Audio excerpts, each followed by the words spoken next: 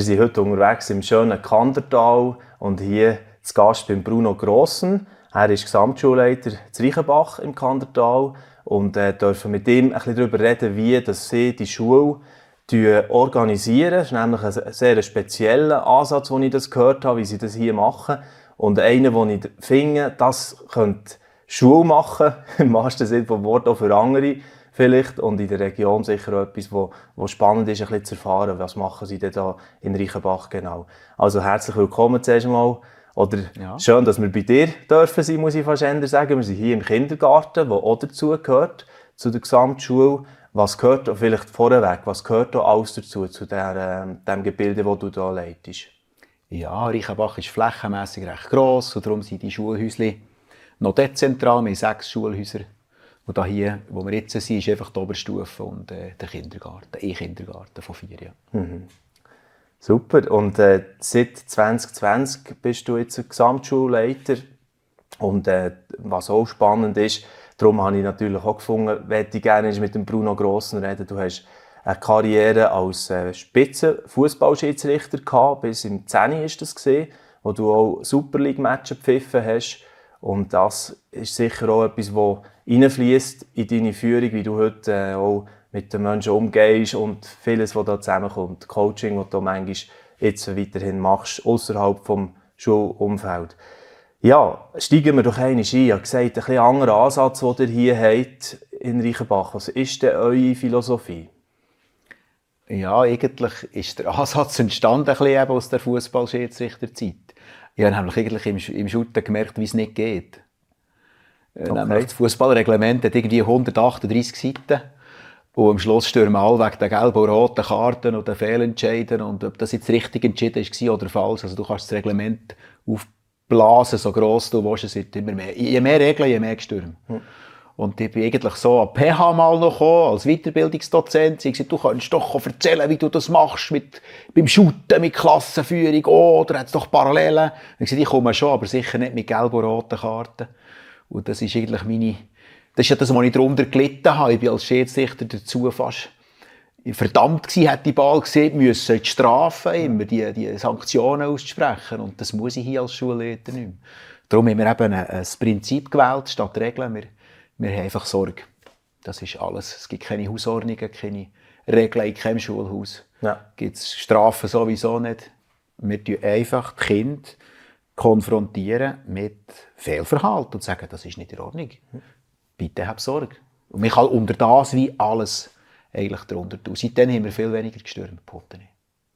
So spannend. Und schon wenn man reinkommt eben bei euch, unten, so in dieser Eingangshalle, sieht man das Bild, wo dort eben das schon anzeigt, dass wir haben Sorge und auch mit dem Pflänzchen. Wir blenden das ja auch ein, dass man das wirklich sehen kann, wie das wirklich so soll auf die Kinderherzen sozusagen auch wirken oder auch das Kollegium. Ich meine, das nimmt alles mit rein, oder? Ja, auch mit den Eltern. Also mal sicher alle Kinder vom Kindergarten bis zur 9. Die wissen genau, von was wir reden. Wenn wir das Pflänzchen haben, wir gehen davon aus, wir Menschen, wir sind zarte Pflänzchen. So tun wir Sorge haben und geht speziell, wenn sie noch umtopft werden. Und das auf dem Bild sieht man eigentlich ein Pflänzchen, das wie umtopft wird. Und Kinder werden immer wieder umtopft, von Klasse zu Klasse, von Lehrer zu Lehrer, zum Teil in den Familien wird hin und her geschrissen. Das ist eigentlich verrückt. Und das sind so sensible Phasen, eigentlich die Kinder haben. Und zu denen wollen wir auch Sorge haben. Also Sorge haben ist wie universell, das gilt. Für uns Lehrpersonen und für mich als Schulleiter, für uns alle gilt das. Und es ist ja interessant, das hat auch auf die Eltern Einfluss. Also wenn eine Mutter mir anruft und dann habe ich zuerst den Hörer da aus, dann frage ich dann manchmal, grüße, seid ihr am Elternabend gewesen? Ihr wisst doch wegen dem Sorge haben. Das ist jetzt gerade ein bisschen heftig gewesen, wenn wir es noch mal probieren. Also Sorge haben im Verbalen, wie man etwas anspricht alles, zum Beispiel? Ja, alles. Mhm. Ja.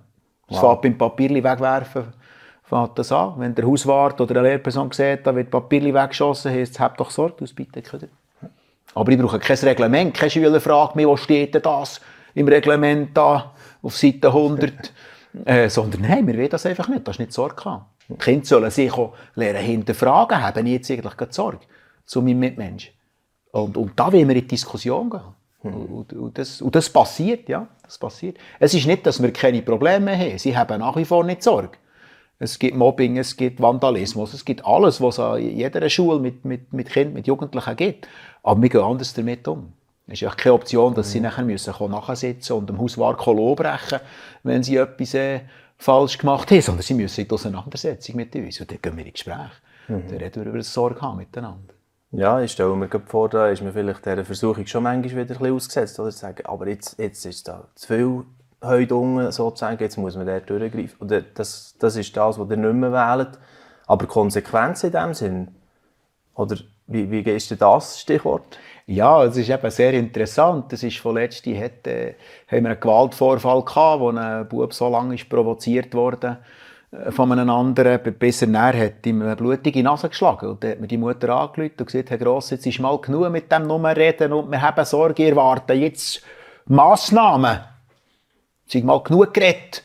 Und dann habe ich jetzt ein bisschen ketzerisch gefragt, ob ich dem sonst am anderen Morgen abpassen soll, dem Nüntler, und einmal verklopfen, oder was sie denn für Optionen würde ich sehen. Und er hat gesagt, ja, das meint ihr ja nicht ernst. Ich habe gesagt, nein, das meine ich nicht ernst, weil uns bleibt in Konfliktsituationen eigentlich nur das Gespräch. Ja. Und vielleicht verfüge ich nicht, dass einer, der gewalttätig ist, dass er eine Therapie macht oder hilft, dass er bei einer Provokation nicht mit Gewalt muss reagieren muss. Ja, das auf jeden Fall, das gehen wir an. Also wir schauen extrem her. Es ist nicht, dass wir jetzt plötzlich wegschauen und sagen, es passiert einfach nichts, überhaupt nicht. Aber wir hören einfach auf mit diesen Drohgebärden. Das ist für mich nicht notwendig. Ja. Kinder zu bedrohen oder unter Androhung von Strafen sich zu Gehorsam zu erziehen. Also das ist für mich keine Option. Das hat mir gelangt auf dem Schulplatz. Das muss ich hier in der Schule nicht mehr. Ja, was natürlich sehr spannend ist, wenn man heute ein bisschen beobachtet, ich merke das bei meinen eigenen Kindern, oder? Die kommen auch mit so Ausdrücken von wegen, das ist Papa, das ist ehrenlos oder so, weißt? Also so das Stichwort, oder? Und du zuerst gar nicht weiss, was heisst, wie meinst du jetzt das? Und dann, das ist so einer, der sie viel bringen, oder Ehre verloren. Und, also es geht ja. Und wenn du Schwein hast, bist du ein Ehrenbär. Das gibt's dann auch noch, wenn du es gut gemacht hast, ja. Ausnahmsweise. Ja. Okay. Aber man merkt ja eigentlich, dass mit der Ehre oder Respekt oder so, das ist ja eigentlich hier drinnen stark, oder? Natürlich. Und gell, ich behaupte, das ist ja das, ich male ein bisschen schwarz für die Bildung im Moment. Wir haben ein Riesenproblem, Lehrermangel, alles überlastet, Leute, die es nicht mehr aushalten. Und ich habe das Gefühl, wir sollten uns zurückbesinnen auf die wesentlichen Sachen in der Schule. Und eines davon, und das ist für mich ein Kernauftrag von der Schule, ist das Zusammenleben üben. Das Zusammenleben trainieren. Wie sind wir miteinander anständig? Wie schauen wir, dass nicht nur ich zufrieden bin, sondern auch mein Gegenüber, dass wir das trainieren und üben und die Lehrpersonen sind dazu. Aus meiner Sicht ist das ein Teil vom Bildungsauftrag, das Zusammenleben üben. Weil ich sage, es gäbe weniger Konflikte, weniger Streit, weniger weiss ich was, wenn wir in der Kindheit das mehr und besser würden üben, wie wir miteinander eigentlich umgehen. Und das ist für mich Gegenstand von der Schule. Das thematisieren wir im Kollegium. Dem will ihr umgehen. Und vielleicht fällt halt der Subjunktiv ein bisschen dem zum Opfer. Ja? Aber dann lernen sie den, wenn sie den wirklich brauchen. Ja. Finde ich halt. Jetzt, wenn man dir ja so zulässt, das klingt total einleuchtend. Warum setzt sich das nicht mehr durch? Ist der, Messbarkeit gleich zu wenig gegeben, dass man kann sagen, mal solche Wege, wie dir geht, sind wirklich klar signifikant die besseren? Ja, also da bin ich dran. Ich habe viele Schulen, die bei mir sich melden und die auch merken, es fliegt ein bisschen um die Ohren, wenn sie in diesem Duell immer sind mit Strafen und beim richtigen Fehler die richtige Strafe. Am Schluss bist du nur noch auf der Kreuzung wie der Polizist an der Verkehrsregel und merkst, dass du eigentlich lieber hättest einen Bildungsauftrag oder meinetwegen einen Zusammenlebenauftrag erfüllt. Also das merken Schulen schon, die können fragen. Und da gibt es viele Schulen, die dort auf einem sehr guten Weg sind. Und andere versteigen sich. Und, was man eben auch noch muss sagen, ein Reglement brauchst du eigentlich dann, wenn du unsicher bist. Wenn ich als Lehrperson, als Schulleiter unsicher bin, ob der Weg, den ich gehe, oder so wie ich mich verhalte, oder wie ich handle, ob der recht ist, dann muss ich mich irgendwann absichern. Und dann versteige ich mich in ein Regelkonstrukt, das ich nachher beweisen muss. Wegen dem habe ich dir jetzt sagen, du sollst das Papierchen nicht wegschießen. Also, dass wir die Papierchen nicht wegschießen oder dass wir es anders nicht einfach schlagen oder müpfen, das ist ja völlig klar. Oder dass wir jetzt die Schuhe nicht einfach durch das Zeug schießen, dass der Hauswart alles muss putzen. Das ist doch völlig auf der Hand. Für das brauche ich kein Reglement. Und das ist eigentlich, hat viele Schulen, die da Interesse haben, die da dran studieren sind. Aber es ist auch ein Zeichen, sage ich eben, von Unsicherheit, ein bisschen, weil wir eigentlich die Autorität ein bisschen verloren haben. Und das ist halt auch so ein Zeitgeist-Problem. Wir als Schule sind von allen Seiten unter Beschuss. Da hat es alle, die es noch ein bisschen besser wissen und alle, die alles hinterfragen und alles in Frage stellen. Und aus dieser Unsicherheit heraus haben wir ein bisschen unsere Autorität, ich meine, jetzt hier die gesunde, gewaltlose Autorität, die haben wir ein bisschen verloren. Wir haben ein Sorgprinzip, das ist eigentlich ein direkter Abgleich von dem Begriff von neuer Autorität, der heute fest in den Schulen eigentlich am Wachsen ist, nach einem mehr. Das ist sehr interessant. Ja. Es erfordert natürlich irgendwo mehr Wertearbeit, oder? Ja. Hinten dran. Ja. Werte statt Worte. Werte statt Worte, ja. Okay. Ja. Gut. Kommen wir noch mal ein bisschen zurück zu dem, wie wir angefangen haben, eben auch vom Fußball-Schiedsrichter und dem Erlebnis, das du gemacht hast, wo du hast gesagt, das hat dich eigentlich auch in die Richtung gelenkt. Würdest du dir auch sagen, das, was du jetzt vorhin auch beschrieben hast, denke mir, ist in gewissen Sportarten eben wie mehr zu sehen. Jetzt bin ich gerade ein bisschen drin, Playoffs im Hockey zu schauen. Dort ist das viel mehr, oder hat der Schiedsrichter eine andere Funktion, natürliche Autorität. Das ist je nachdem eben wirklich oder nicht unbedingt. Ich würde jetzt Hockey nicht als Paradebeispiel bringen, weil der geht es also Trash-Talk-mässig relativ heftig zu und ich habe schon mitgehört, was da im Hockey läuft. Da ist Shooten noch ballheilig.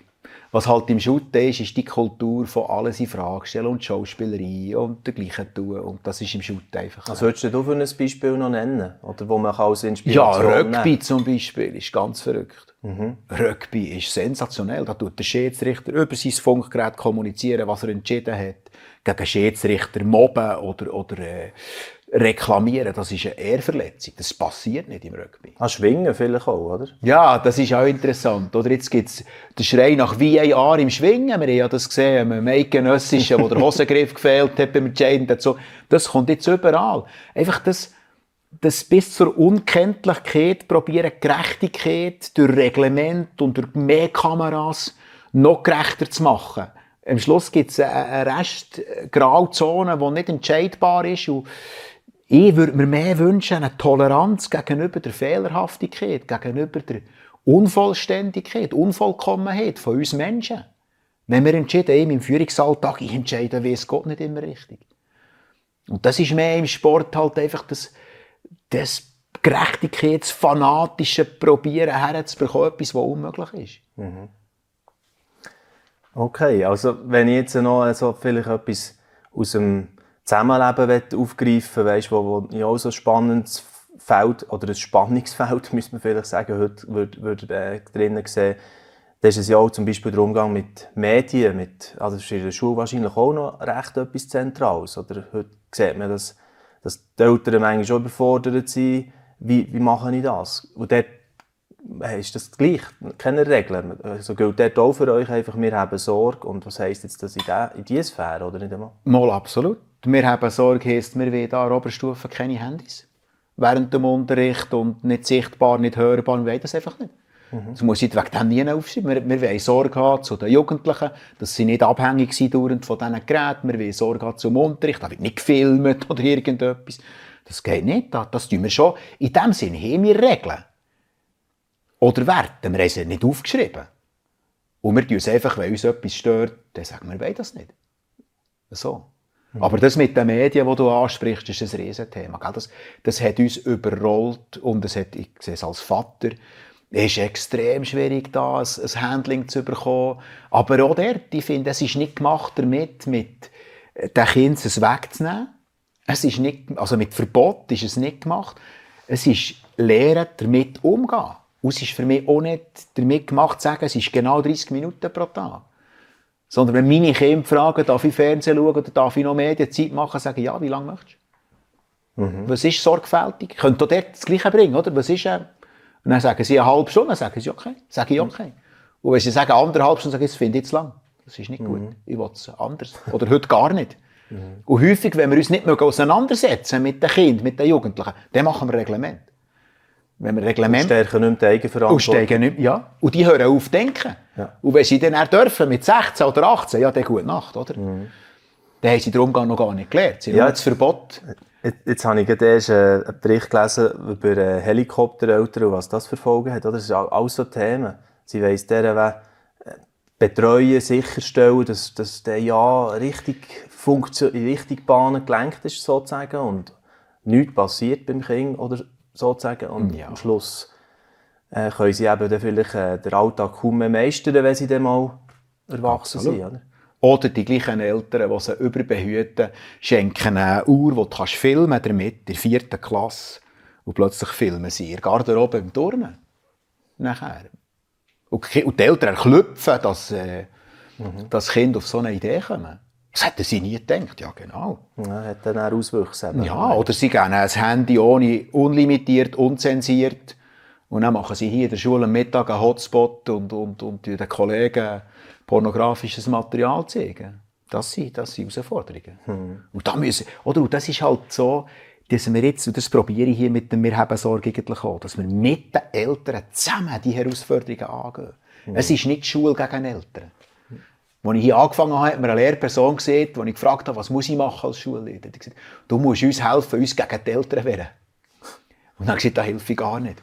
Die Eltern sind unsere Partner, die wollen auch glückliche Kinder, die wollen auch, dass ihre Kinder das Potenzial entfalten können. Also, wenn wir mit den Eltern unterwegs sind und sicher nicht gegen sie, und die Herausforderungen von diesen Medien, das ist riesig. Und dann gehen wir doch zusammen. Mit den Kindern zusammen, mit den Eltern zusammen auf den Weg. Ja. Sehr gut. Also, da, wo ja jetzt das erscheint, das Umfeld, auch unser Gespräch, unser Talk und so ein bisschen, wo ich herkomme, vom Medienhaus, wir tun uns so viel mit Themen befassen rund um den christlichen Glauben, die Bibel. Die Bibel, da sehen ja dort drin auch ein grosses Reglement, wenn man jetzt das Wort viel braucht, oder? Ein Regelwerk mit den 10 Geboten und so weiter. Und dort würde mich auch wundern, ohne jetzt, das ist ja vielleicht weniger, du bist nicht Theologe oder irgendwas in diese Richtung, aber deine Meinung dazu würde mich gleich auch interessieren. Sehr ambivalent. Einerseits, wenn die Leute schon noch jetzt die 10 Gebote würden befolgen auf der Welt, dann hätten wir viel weniger Probleme. Also es sind schon die wesentlichen Sachen drin. Und der Umgang wird in der Bibel, aus meiner Sicht, in vielen Sachen vorbildlich gezeigt. Auf der anderen Seite sehen wir gerade dort im geschriebenen Wort und in der Dicke von diesem Buch, wie da viel Interpretationsspielraum eben ist, wie es so und so ausgelegt. Und die Auslegung, die ist zum Teil einfach gefährlich. Wir haben Ausprägungen im Christentum, die gar nicht mehr gesund sind. Und dort habe ich eine riesen Differenz. Das finde ich auch sehr gefährlich. Ja, die nicht mehr fürs Leben sind. Die nicht mehr fürs Leben sind. Ja. Sorge haben zum Leben im eigentlichen Sinne. Aber eigentlich, zueinander Sorge haben, das könnte in der Bibel stehen. Also, da wird ja die Bibel nie. Das ist ja genau also, so. Wenn man einen nimmt von den Bekannten, oder wo Jesus gesagt hat, dass man den Nächsten behandeln soll, wie man selber behandelt wird. Also Sorge haben ist eins zu eins, das ist eigentlich Nächstenliebe üben. Ja. Völlig. Ja. Völlig keine Differenz. Dort, ja. Völlig keine Differenz zu dem. Wie hat der Bruno Gross eine Sorge zu sich selber? Also einfach jetzt ganz persönlich, was machst du, wie schaust du da dazu? Geht ein bisschen zu wenig im Moment. Das ist ja immer das Gleiche, wenn man viel arbeitet und in der Leidenschaft ist. Und das bin ich für die Schule Reichenbach unterwegs in der Leidenschaft und für mein Personal unterwegs. Und auch noch nebendran ein bisschen im Coachen und die Schulen begleiten. Das ist zu viel unter dem Strich. Ja, ich hole mir schon meine Pausen und ich höre am Abend arbeiten irgendwann und sage, ich fahre morgen weiter. Das kann ich eigentlich recht gut. Ich habe meinen Sport, manchmal ein bisschen zu wenig. Ich habe meine Familie, ich habe eigentlich von dem her, ja, ich gleiche mich schon aus. Aber ich bin natürlich immer ein bisschen, ja, es ist immer ein bisschen zu wenig, das ist klar. Ausgleich, ja. Aber eben, gehen in der Leidenschaft, sagst du schon, oder? Also in dem drinnen wirken, wo man Leidenschaft hat, dann muss es vielleicht auch eher verleiden. Absolut. So, könnte man das auch ein bisschen so sehen? Meist, wenn man so fest der Leidenschaft hat, ist man ein bisschen verletzlicher vielleicht. Wenn man dann wirklich frontal torpediert wird von irgendetwas, ist man vielleicht verletzlicher als ein anderer. Auf der anderen Seite, ich muss mich nie um die Sinnstiftung von meinem Job oder dem, was ich mache, fragen. Beim Einschlafen weiss ich, ich habe heute wichtige Sachen gemacht. Schule leiten, Bildung bewegen, das ist sinnvoll. Da habe ich nie Die Sinnfrage, die muss ich mir wirklich nie stellen. Sehr spannend. Danke dir vielmals für das Gespräch. Und eine Frage noch zum Schluss. Bis um 10 Uhr hast du ja ein Match gepfiffen und so. Dann hast du die Pfeife auch irgendwo an den Nagel gehängt. Ich weiß nicht, ob man das dort auch so sagt. Und bist du gleich noch so mit dem Fußball verbunden oder hast du auch dort hier ein völlig neues Kapitel, könnte man sagen, ja, aufgeschlagen? Also ich bin nach dem Rücktritt ja 6 Jahre noch Ausbildungschef von den Schiedsrichter. Von dem her habe ich dann 6 Jahre eigentlich weitergearbeitet noch. Aber jetzt, seit ich dann wirklich aufgehört habe ich das sein. Ich lebe in Epochen im Leben, dann mache ich etwas und dann mache ich etwas anderes. Aber ich habe noch Kontakt zu ein paar. Habe ich noch sehr engen Kontakt, sehr vertraut. Ja. Schön. Danke vielmals, Bruno Grossen. Sehr inspirierend gewesen, auch zu hören, was ihr hier erlebt. Und ja, würde mich freuen, wenn das die richtigen Ohren hören auch, oder Leute das sehen, so das Gespräch, wo vielleicht dort hier sich mal ein bisschen genauer reflektieren darüber, könnte so ein Weg sein, geht es vielleicht mit einer Hausordnung oder einem Reglement weniger oder so, wie sie es hier machen, sogar ohne Reglement. Mir challenge das selber ehrlich gesagt auch, wie sie es hier leben, ob man da mehr von dem noch umsetzen könnte, auch irgendwo beim Zusammenarbeiten und beim Zusammenleben. Danke vielmals für euer Interesse und bis gleich wieder. Dieses Video ist nur möglich dank freiwilliger Unterstützung der Community. Unser Ziel ist es, täglich ein neues Video zu veröffentlichen. Um dieses Ziel zu erreichen, suchen wir 365 Videopartner, die uns mit je 150 Franken pro Jahr unterstützen. Als Videopartner trägst du direkt dazu bei, dass noch mehr Menschen das Evangelium hören und im Glauben ermutigt werden. Melde dich jetzt als Videopartner an unter www.livenet.ch/Videopartner.